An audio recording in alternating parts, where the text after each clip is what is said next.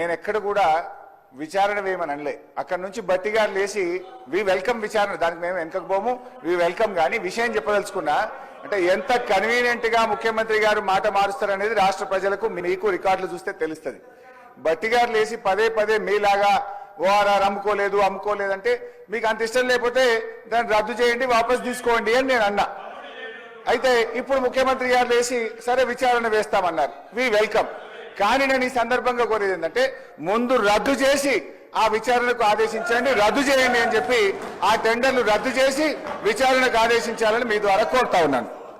ఇకపోతే అధ్యక్ష, ఇంక దాంట్లో పోతే డైవర్ట్ అవుతుంది కనుక I will come back to అప్పులు. ఇకపోతే అధ్యక్ష కన్క్లూడ్ చేయండి హరీష్ రావు గారు. అరే ఎక్కడ సార్, ఇంకా సగం కూడా కాలేదు.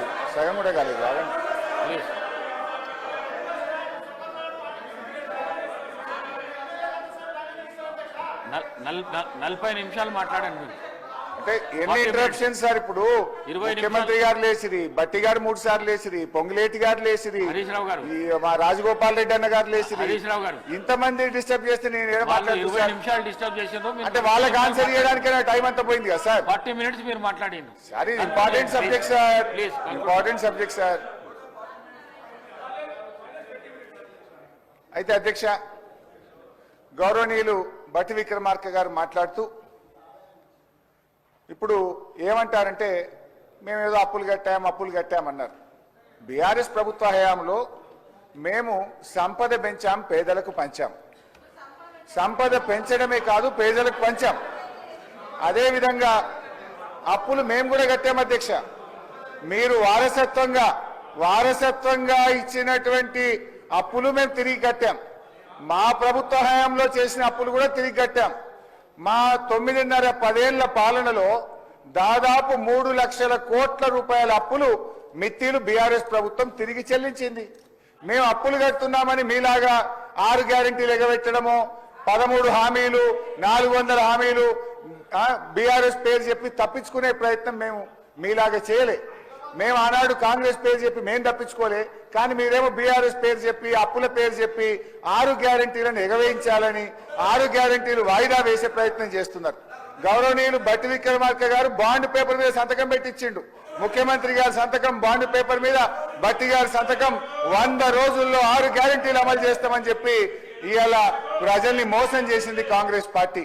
ఏమైంది? మహాలక్ష్మి 2500 ఏమైంది? అవ్వాతాతల 4000 పెన్షన్ ఏమైంది? రైతు భరోసా 15,000 ఏమైంది? విద్యార్థి భరోసా కార్డు 5 లక్షలు ఎక్కడ పోయింది? 100 రోజులు కాదు 365 రోజులైనా మీ గ్యారెంటీలు అమలు కాక ప్రజల్లో వెళ్ళలేక రోజు రోజుకు మీ గ్రాఫ్ పడిపోతున్న పరిస్థితి ఉంది. సో మేము ఆ రోజు 10 ఏళ్లలో దాదాపు 3 లక్షల కోట్ల అప్పులు తిరిగి చెల్లించుతూనే మేము ఎన్నికల్లో హామీ ఇవ్వకపోయినా 73,000 కోట్ల రూపాయలు రైతు బంధు ఇచ్చాం. దాదాపు 6,000 కోట్లు రైతు బీమా ఇచ్చాం. ఇలా ఎన్నికల్లో హామీ ఇవ్వకపోయినా 11,000 కోట్ల రూపాయలు కళ్యాణ లక్ష్మి పథకం కింద ఇచ్చాం. మీరేమన్నారు? కళ్యాణ లక్ష్మికి తులం బంగారం కలుపుతామన్నారు. ఏడాది అయిపోయినా తులం బంగారం అయితే ఇంకా వస్తున్నటువంటి పరిస్థితి లేదు. ఇకపోతే అధ్యక్ష, బట్టిగా చెప్పినటువంటి ఆర్బీఐకి పోదాం. సరే, వైట్ పేపర్ ఒకటైతే క్లియర్ అయిపోయింది. వైట్ పేపర్ లో బీఆర్ఎస్ అప్పు 4,17,000, కాంగ్రెస్ అప్పు ఏడాదిలో 1,27,000. This is clear. ఇక now I will come to RBI.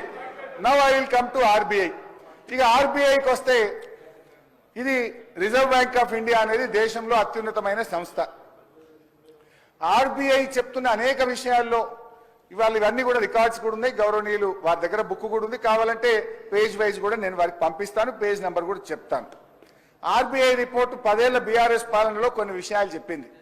Unemployment rate 2013-14లో ప్రతి 1000కి 65 ఉంటే మేము దిగిపోయే నాటికి అది 35కు తగ్గించాం. అన్ఎంప్లాయ్మెంట్ ఇన్ అర్బన్ ఏరియాస్ ప్రతి 1000కి 94 ఉంటే మేము దిగిపోయే నాటికి దాన్ని 73కు తగ్గించాం. పావర్టీ ఇండెక్స్ మేము అధికారంలోకి వచ్చిన నాడు 13.18% ఉంటే మేము దిగిపోయే నాడు 5.88%. అదేవిధంగా పర్ క్యాపిటల్ ఇన్కమ్ 3,56,564కు 1,24,000 నుంచి పెంచాం. జిఎస్డిపి 4,08,000 నుంచి 15 లక్షల కోట్లకు పెంచాం. అగ్రికల్చర్ జీవీఏ 47.9 వేల కోట్ల నుంచి 1,02,000 కోట్లకు పెంచాం. మ్యానుఫ్యాక్చరింగ్ జీవీఏ 57,000 కోట్ల నుంచి 1,23,000 కోట్లకు పెంచాం. ఇండస్ట్రీ జీవీఏ 1,02,000 నుంచి 2,45,000 కోట్లకు పెంచాం. Gross sown area in 1000 hectares 6,228 నుంచి 9,278కి పెంచాం. Net irrigated area in 1000 hectares 2,289 నుంచి 3,866 హెక్టార్లకు పెంచాం. రైస్ ప్రొడక్షన్ ఇన్ 1000 టన్స్ 5,755 నుంచి 3 అంతలకు పైగా 16,874 కోట్లకు పెంచాం. Food grain production in 1000 tonnes 9,142 నుంచి 20,276 టన్స్ కు పెంచాం. క్యాపిటల్ ఇన్వెస్ట్మెంట్ 90,71,000 కోట్ల నుంచి 1,87,82,000 కోట్లకు పెంచాం. ఓన్ ట్యాక్స్ రెవెన్యూ 29,000 నుంచి 1,31,000 కోట్లకు పెంచాం. Per capita availability of power 1,151 kilowatt hour నుంచి 2,398 కిలోవాట్ అవర్ కు పెంచాం. క్యాపిటల్ ఎక్స్పెండ్ ఇంకా చాలా ఉన్నాయి సార్.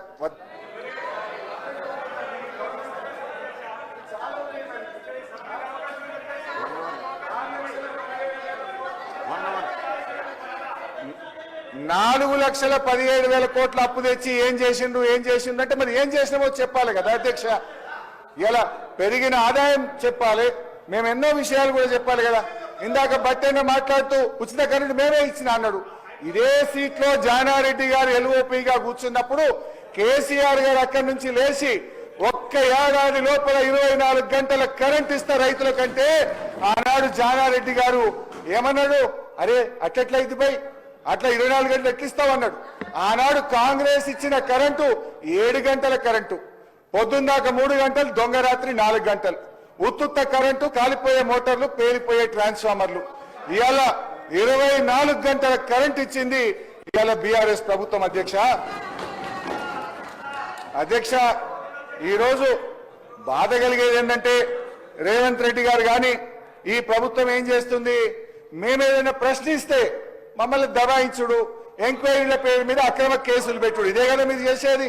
ఇవాళ మా కేటీఆర్ గారి మీద అన్యాయంగా రాష్ట్రం కోసం ఆయన పనిచేస్తే, రాష్ట్ర ఇమేజ్ ను పెంచే ప్రయత్నం చేస్తే కేటీఆర్ గారి మీద కేసు పెడుతున్నారు.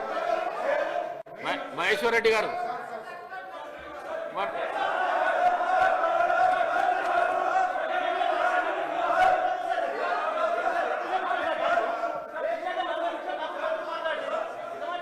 డిబేట్ కావద్దండి, డిబేట్ కావద్దు. అధ్యక్ష, బడ్జెట్ మీద చర్చ నడుస్తున్నది, కేటీఆర్ గురించి చర్చ నడుస్తున్నదా? Hi, this is Swathi. Like చేయండి, షేర్ చేయండి, కమెంట్ చేయండి అండ్ సబ్స్క్రైబ్ చేయండి GR TV. Hi, this is Monica. Please like, share and subscribe GR TV.